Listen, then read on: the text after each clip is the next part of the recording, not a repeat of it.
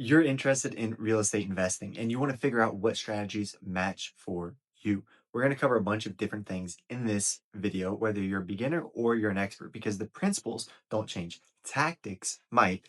However, that's where people get into problems and trouble is they focus too much on tactics and specifics, and you need to run my exact 7-step process for you to become all of a sudden a rich gazillionaire with 18 million doors under your belt, or no doors under your belt at all, and you specifically focus on flips. So, my name is Nolan. I'm a real estate investment broker in the state of Indiana with Century 21 Sheets. This week, actually, I am the listing leader in my office and focus specifically with investment properties. So there's a few key things that I'm going to be reading from that come up most often in my day-to-day conversations with new clients, people that just have questions, first-time home buyers that are also thinking about real estate investing, and also people who do lots of units. And there's some different work that I've done with those clients in a different way. Sound good? So the first thing is about how many doors you have and what kind of cash flow you make from those doors. Where some people say, what market should I buy a duplex in? Out of state, the cash flow for $100 a door. And that's the surface question. But the real question that you're asking when you think, how much can I cash flow per door, per unit, per whatever, is where can I buy something that doesn't lose money and won't ruin my life? Right. And that really the bad thing, and this is speaking against my own best interest, is there is no best market. There's a good deal structure, a good team, a good flow, but it all matters for what matters for you. If I come in here and say that Indianapolis is by far and away the best investment property landscape, and you should only be investing in Indianapolis, that might work because I'm a real estate investor broker in Indiana. So of course I want you to buy with me. But you can make a great deal work anywhere, and it's understanding what you actually want. Where sometimes what people run into most often, and this is the question that I get, is that cash flow per door. But what do you want? Are you wanting more money now? Or are you wanting more money 5 years from now? And is it about getting rich today? Or is it building a compounding effect so then in 5, 10 years from now, you all of a sudden have a different financial landscape? Because people are often willing to put that time in. Um, but it's different. And if you want to replace your 9 to 5 job with this, there's two different ways that this can look. Where one, flips or buy and hold. And they're two separate strategies. Where a buy and hold investor may have low margins. You may only make $100 per door. But if you have 25 properties, 50 properties that you're managing, then all of a sudden that becomes a much higher amount. And if you think, oh, well, I'm going to buy this $200,000 house, you could not make the money that you think, specifically because you're not having that high a threshold. And you could make $1,000 in profit, in gross or net revenue from this property, but it depends on how you structure the deal. If your rent is below your debt service, you're going to be negative cash flow. However, if you are, so then people are like, oh, well, I'm spending more money on this property per month than what it actually brings in. So this is a bad deal and I should not be doing this deal. However, you also need to think about appreciation and how long are you going to be holding this asset. And that's where a lot of first time investors come to me and they're like, Nolan, I want to buy a multifamily property in Indianapolis. And that's where there's 8,000 multifamily properties in Indianapolis. And 75% of those were built before 1960. Most of them are 1930s, 1915, those era homes, 6 bedrooms, and then they've split and then divided into a duplex, rezoned it, and they're older properties. They're not a 2005 new build. Um, those are different. And that's where, okay, you may make more monthly cash flow with having a duplex multifamily in Indianapolis. However, one of the other things is you can also buy a flip in a suburb, for example, because the average sales price in Indianapolis right now is around $250,000. And the average sales price in Carmel, Indiana is $600,000. Greenwood is also different than downtown Indianapolis. In the suburbs, Zionsville, Carmel, Westfield, Avon, Plainfield, McCordsville, Fortville, those all have different pricing structures. And so you can buy a house,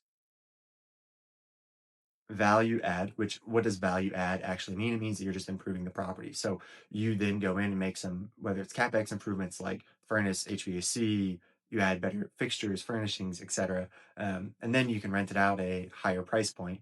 You may make negative cash flow, but the appreciation might outweigh your cash flow. If your property value in Carmel for the last 5 years at least 5% a year. And if your asset was worth $400,000 and it's appreciating 5% each year, that may totally blow your monthly cash flow out of the water. So then by the time you sell it in 5 years, now you've got a totally different value and you can make hundreds of thousands of dollars potentially. And also, the caveat to that is sometimes people don't want to be beholden to the market. What happens if 2008 happens again and property values tank? And um, that's where the values go down. And one of the safest bets that you can do is not focusing on the appreciation of a property, not focusing on, oh, this property is going to gain value because of hope, demand, whatever you might see it as. And if you don't want to be tied to the market in that sense, it's all right, you're buying a fix and flip. You come in, you get a crew, whether it's local people that you know because you're in Indianapolis, or if you're an out of state person, maybe you come in because you're handy and you can do the work, or you bring in a crew from out of state, or there's different ways to go about it. Then you flip this house, and then you can take a property that you buy at X amount of dollars, you invest a little bit into it, and then you go and resell it for more than that because it's got much more there, more work done to it, more demand for that property because it's not a 1985 house that's had no work done to it at all. You redo the kitchen, you do these things. Painting a house is generally $4 a square foot. So if it's a 4,000 square foot house, that might be 16 grand.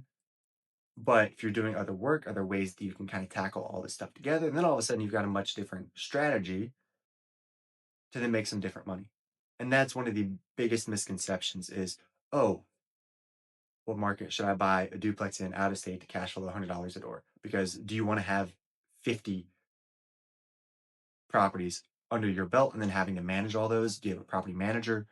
Or do you just simply want the cash and you don't want to worry about the long term sustainability and cash flow? What do you think?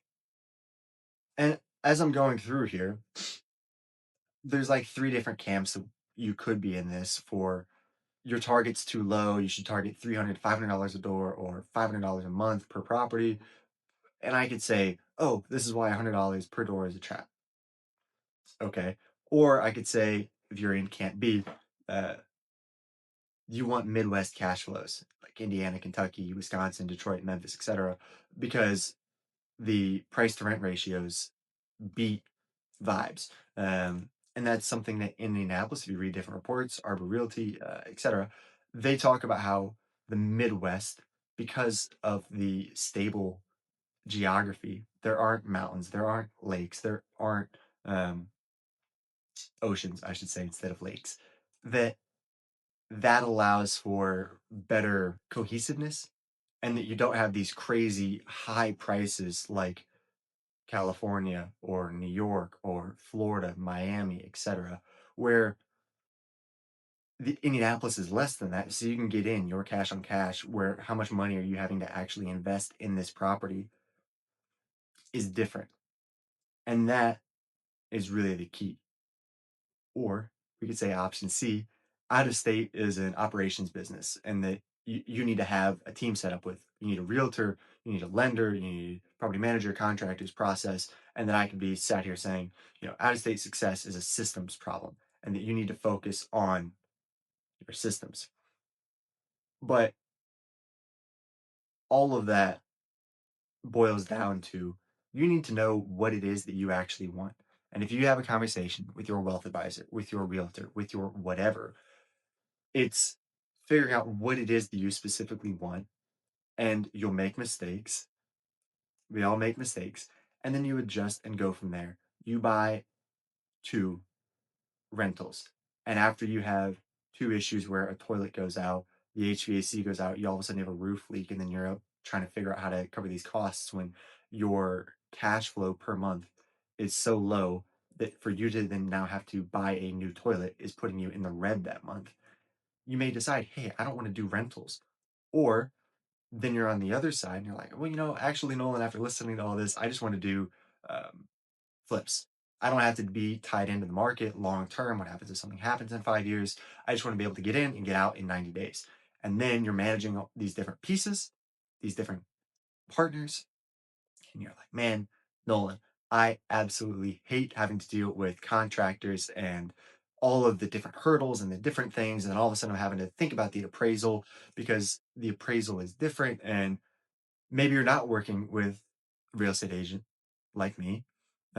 Maybe you're doing it all yourself. And I'm not going to talk bad about for sale by owner, but one of the key things is like for an appraisal, if you can find the value for yourself, from why I think this should appraise for X, Y, and Z, maybe you leave those comps out on the table for when the appraiser comes through for the buyer that's buying your property to see that information and they know, and you're making their job a little bit easier on like, here's how I came up with these values. Because if the appraiser is going to flag your property for not appraising, if you leave the comps out, they're either going to be thankful because you made their job a little easier, or they're not going to appraise your property. And that really leaving the comps out doesn't change anything because they're not going to do it anyways. Like it's really kind of a no loss situation there. And if you can show logically why these things work, it's pretty easy. Does that make sense? So all this whole portion of should you buy something if it cash flows $100 per door is you need to know what it is that you want. What do you like? Do it, make changes, and then go from there. And the underlying thing for this section as well is this people that I've seen be successful all do their business in different ways. And I'm fortunate to have worked alongside such great people. And some, they do 2 to 3 deals a year. Doesn't matter, rain, shine, snow or sleet, financial hardship, financial turbulence, great, whatever. They just do 2 to 3 deals. So they're not having to time the market because they're constantly having cash and capital available to invest and put into these projects. So then they don't have to time it. The good ones are great, and the bad ones may not be as there, but they're putting more into it. The other thing is, if you don't want to deal with any of this, but you still want to get the capital investment, you want to get the capital return on your investment, is maybe you're looking into a JV, like a joint venture deal, where you provide the cash and then someone else handles all the logistics. And there's different ways that that can work, where you do a 80-20 split, where you provide 80% of the capital, and then the more like hands-on logistics person, they put in 20% of the capital, and then the returns you get paid out to be until you're full, until you have made your return, and then you split the profits 50-50. And there's different ways to structure deals like those, but it all matters on like who you have working with you. Um, and there's just different ways to go about it. Fun. Going into the next portion, how do you find a good deal? And this is sneaky because it's something that most investors don't want to admit.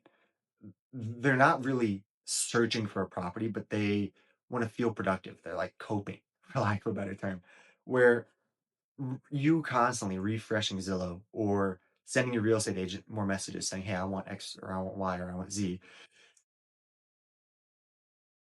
may not really be doing that much for you because the surface question is, how do you browse your MLS daily? How do you browse Zillow daily? But the hidden question is, how do you avoid wasting time and catch the good deals first? And there's different ways to go about this because the best thing isn't necessarily just scrolling. And the other thing isn't just off market deals. Personally, I think off market deals aren't great. 9 out of 10 times, I don't like an off market deal because someone's getting screwed. Whether it's you, the buyer, or you, the seller, the best thing is competition. And having multiple people go for something is good because one can either drive the price up or drive the price down because everybody's um, not falling into the same thing that you are. Where if I only have a limited scope versus I have 100 people trying to go after something versus only two, who's more likely to potentially be correct or have more information or have more data and not be missing something? And that's where I get emails, phone calls all the time. Like, I want an off market deal. And if you're not willing to pay a slight premium for having that off market deal because you want flexibility timing wise on I want to be able to put this deal together and go through some rehab costs and figure out what this uh, scope might look like without having to worry about seven other people all also doing the exact same thing and some person who's absolutely willing to blow the whole thing out of the water price wise. And you want the timing, the flexibility to be able to put all that stuff together. That's when an off market deal makes sense to me. And I think you should pay a little bit for that premium. Otherwise, put it on the market. And these investors that only want off market deals is probably because they're trying to pull something over on someone else. And you want the lowest price possible, etc. And there's other things that you can help someone in a situation that they're in a distressed property, whether it's taxes, whether it's the condition of the home, stuff needs to be worked on. They just need something to happen right now because they need to move out because of X, Y, and Z situation. I'm not saying that these situations aren't there, but go and figure out again what you're looking for. Because the downside of focusing exclusively on off market deals is that there's great deals on the MLS, on your MLS right now. Just because something hasn't sold doesn't mean that it's a bad deal. Everything can be a great deal. Repeat that. Everything, every property can be a great deal.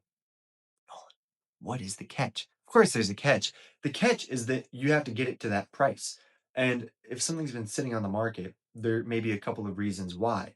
One, the seller is totally unreasonable and they have their head in the sky on what this price should actually be, and that they're never going to come down from that price. Or B, there just hasn't been a buyer for it. So this may be a great deal waiting for you. You just need to go and put the stuff together to actually get the property going. And that's where every property can be a great deal if it's at the right price. And that's where if you're an investor and you're not submitting active offers on like 10 properties a week, you might be missing something. And that's where this is what's different about working with an investor versus a first-time home buyer. A first-time home buyer, a retail buyer, someone looking for a place for their family, for their kids, whatever. They know they want to be in this school district. They want to have these things for their kids. They want to do X, Y, and Z, and that's cool. And that's where they have to live in that property. There's certain intangible things that they need to make sure works for them. That's totally fine. An investor, you care if it makes money. You don't care about, oh my gosh, this house has arches on the doors and I don't like the way the arches look. Or, oh my gosh, these have square door frames and I want arches and I'm going to lose my mind about it. No.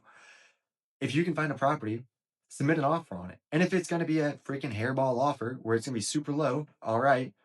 It's just setting the stuff up properly. Go and tour the house, figure out some kind of scope on what you think it would be to fix this home, show what the value would be on other houses that have sold and say, hey, here's the price that I'm willing to spend because of X, and this is the reason. Because every property,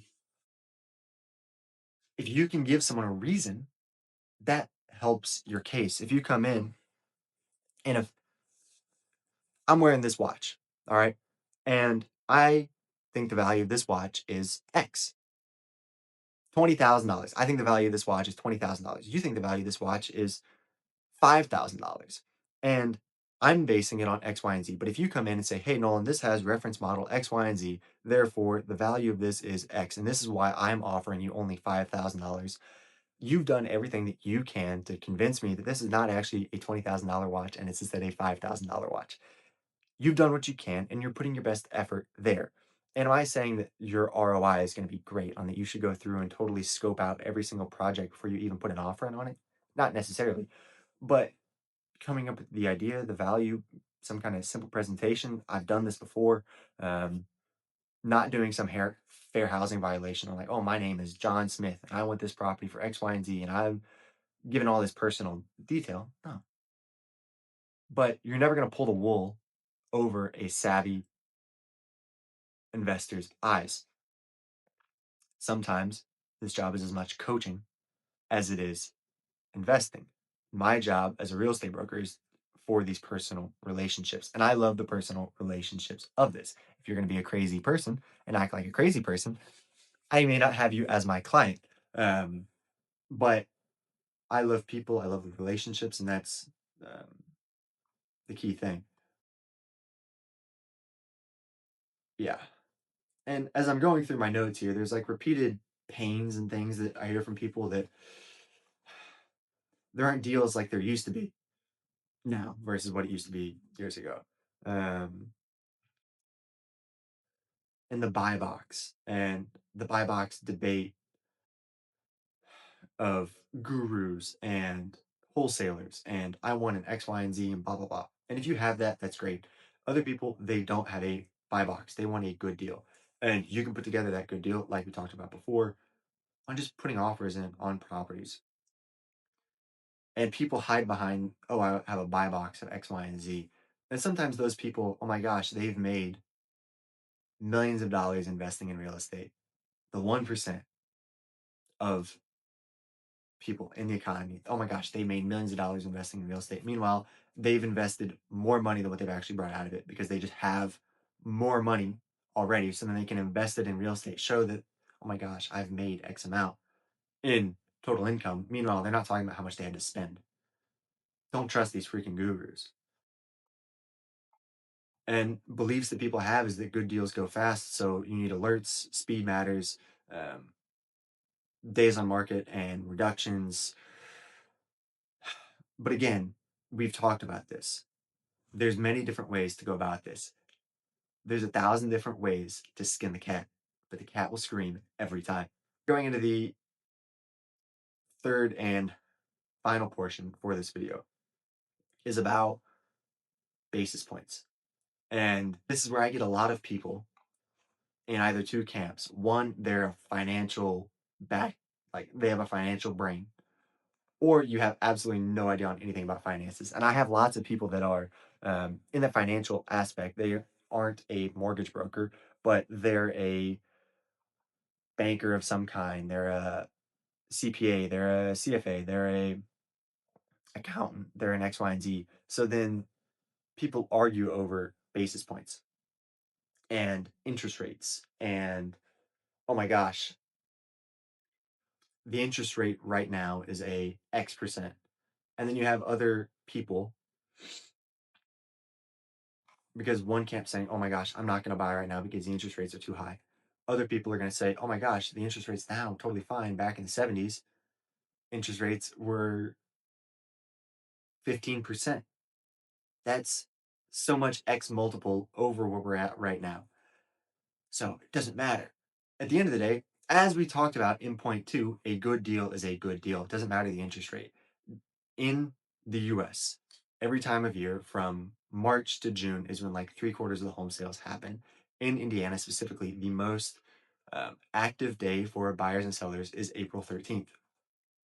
So you get people when the springtime starts happening, they're thinking about their investments, and you have this dichotomy of you wait for interest rates to come down. All of a sudden, now you're in the busy time of the market. More stuff's happening right now. In Carmel, we've got like an average of 6 days on market right now. So you're fighting with a whole bunch of other people. And my brain goes to the Sun Tzu principle of like hit them where they are, hit what they're not expecting, do what they're not expecting, and that gets you different results. Because if you're doing the same thing that everybody else is doing, you expect the same results. And instead, investors try and buy in the December market They try and buy in the fall because it's right before the winter time. So then people are sellers are potentially wanting to get rid of their properties. So then buyers are thinking of, oh, X, Y, and Z. But at the end of the day, like I said before, some of the best investors, they do like 2, 3 deals a year. Doesn't matter the time or whatever. You can have a spring deal, you can have a summer deal, and then you have a winter deal, or you can split it however. At the end of the day, it doesn't matter what the interest rates are. You know this. That's why like um, interest rates are such an interesting thing. Also, because I get people that aren't investors who ask me questions and we're talking about things, and they then repeat points that they've heard from fear mongers that like, oh my gosh, if you're investing in real estate investors always take a loan. They never pay cash because you don't want to spend cash on an investment because you want to amplify your returns as much as you can. Therefore, you can only have 20% into a property. Meanwhile, you own 100%, so then you get 100% of the returns. And that's the big thing is that investors take mortgages. A mortgage for an investor is a higher interest rate than what a single family person might be. So I'm going to scare the devil into you about investors because um, they have to make money on their property. They have to cover their higher interest rate than what you would have normally if you were to just buy this property. Plus, they have to make their profit on top of it. So I'm going to scare the devil into you. Meanwhile, some of the greatest investors, they just buy this stuff cash. And you listen to Dave Ramsey who says only buy stuff cash, and you're thinking, Nolan, oh my gosh, I didn't realize you were a Dave Ramsey clone. This is crazy. Meanwhile, there's different ways to go about it. And as Niccolo Machiavelli talks about, and I'm going to quote one of those guys right now. He says that what you do when you're acquiring power is not the same thing. What you do is you're maintaining power. And what you do to get yourself to a financial state to buy these cash properties. And that may be different than what you're doing to acquire and build up your industry. You may do primarily fix and flips. And then you get to the point where you're just buy and hold investor. Maybe you do these flips and you're using JV partners, maybe you're splitting equity, maybe you're doing whatever. Somebody else is providing most of the capital, and then you're doing the groundwork, and then you split the profits, and then you can do that to build up your nest egg, your investment portfolio, whatever. Don't just focus on this worked in the past, therefore it has to work in the future. Every time you're relying on someone else's analogy, you're borrowing their frame, you're borrowing their ideas, and you aren't them. You're you. Don't take my advice and my opinions and my experience and my bestsellers at face value. Analyze this for yourself. And if you want to work more with me to get that $1 million property or get $1 million under management or $12 million asset under management, whatever, we can go about that process. But don't lose sight of the scale. Focus on your concentration risk. Don't focus always on your rotation into X, Y, and Z or what these different strategies may or may not be. At the end of all of this video, from all of the different points, I want you to take one thing away from it, and it's do what you think. Make mistakes, learn more. Hopefully this video was interesting. And if you made it all the way through this video, comment the emoji of a house and share this with someone who you think might be interested in real estate investing. They'll share a bit of more information. At the end of the day, don't major in the minors, major in the majors. Focus on what drives your income or your goal. Let bygones be bygones. My name's Nolan. I'll see you guys later.